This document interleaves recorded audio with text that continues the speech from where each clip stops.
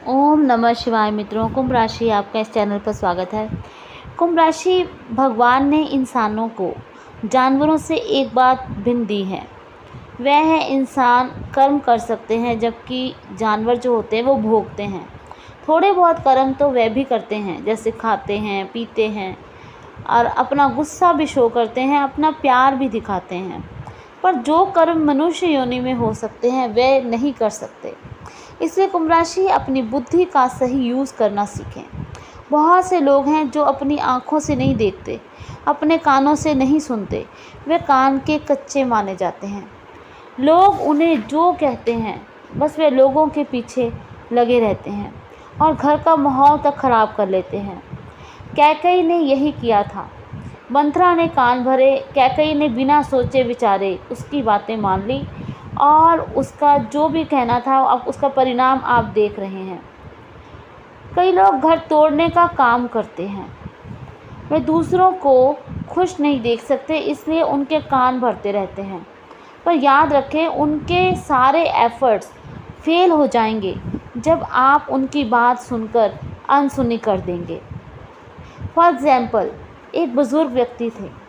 उनके पास उनका एक मित्र आता है और उनसे कहता है कि मुझे पैसे चाहिए, धन चाहिए, मैं बीमार हूँ और मुझे अपना इलाज कराना है, ट्रीटमेंट कराना है। वह कहता है कि मैं वापस कर दूँगा। तो वह बुज़ुर्ग व्यक्ति उस अपने मित्र को दे देते हैं पैसे। तो उसी समय एक अन्य व्यक्ति जेलसी में बुज़ुर्ग व्यक्ति के बेटे को बता देता है कि तेरे पिता ने उसे पैसे दिए हैं ताकि उनके घर में लड़ाई हो। पर वो बेटा भी जो था वो समझदार था।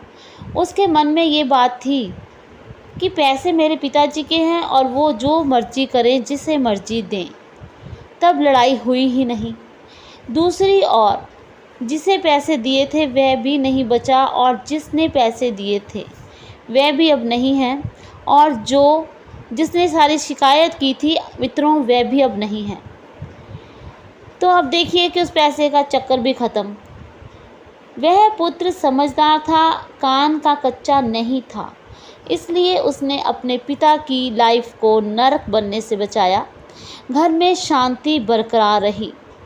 आप सोचिए, अगर लोग बीच में इंटरफेरेंस किए कि हमसे बिना पूछे आपने दिया कैसे, अब घर का माहौल कैसा होगा, लड़ाई होगी, सब कुछ बहुत ज़्यादा बुरा होगा। लेकिन उस बच्चे की, उस लड़के की समझदारी से उस घर में कोई क्लेश नहीं हुआ। इसलिए कुंभ राशि इंसान को अपनी समझ और सूझ का सही इस्तेमाल करना चाहिए। अपनी नज़र से सिचुएशन को देखना चाहिए, किसी के बहकावे में नहीं आना चाहिए। मित्रों, बहुत से घरों में क्लेश इसी बात का है कि जो व्यक्ति है अपनी इच्छा से अपना धन खर्च भी नहीं कर पाता।